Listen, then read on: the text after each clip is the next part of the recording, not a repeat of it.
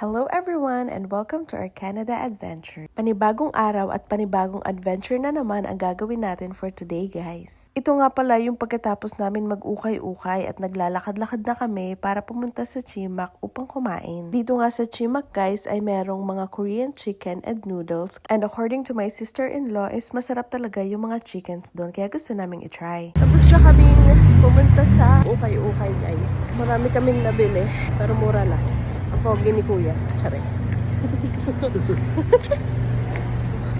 At habang naglalakad-lakad nga kami ay nakita namin tong lake view kaya naman bumaba muna kami saglit para mag-picture-picture. And after nga niyan ay nag-continue na kami maglakad papuntang Chimak. Medyo may kalayuan nga itong Chimak guys from Value Village kaya more lakad ang atake guys. And after a couple of minutes ay nakarating na nga kami dito sa Chimak guys. But unfortunately hindi nga kami nakakain dahil bukod sa puno na may mga waiting and reservations pa. Hindi na nga namin kaya talaga maghintay kaya naman nag-decide kami na lumipat na lang ng ibang restaurant at nakapag-desisyon kami na dito na lang kumain sa Philippine cuisine. Dali-dali na nga kaming pumunta doon at kasi gabi na at baka magsara na rin yung restaurant. And finally, we're here! Pangalawang beses na nga namin kakain dito guys. Kung pupunta kami sa downtown, ito talaga yung go-to place namin kung gusto namin kumain ng Filipino food. So ngayon, nandito kami sa Filipino cuisine kasi kakain kami ng Filipino food. Marupok kami kaya kailangan namin ng kanin. Kaya dito namin piniling kumain. And for today, kasama ko nga palang aking hubby na si Rusty. Parang ID picture lang. Tagal mo kasi. Si Anne. Ang aking sister-in-law and my brother. Hinintay na lang namin yung food namin. Galing lang namin sa ukay-ukay guys. Napagod kami maghalukay.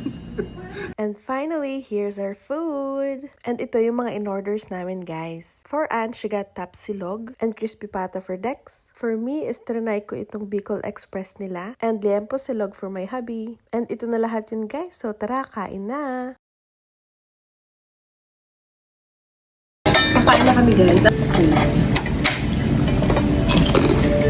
Diba?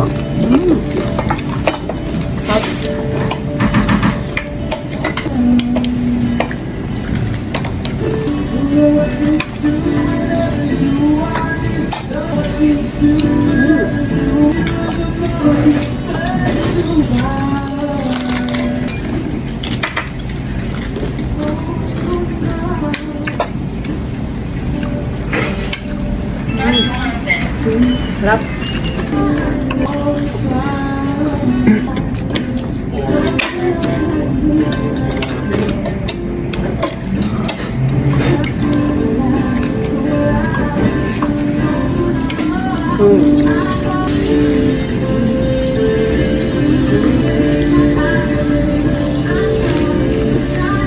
Parang mga lupoy.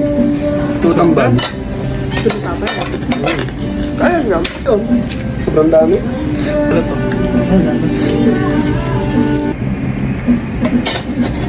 And we're done. So, kita nyo naman sa mga mukha namin na masaya kami at busog na. Kaya, uuwi na kami. It's 7:36 and ang sasakyan naming bus ay bus 95. Sa bus na kami, guys. 95.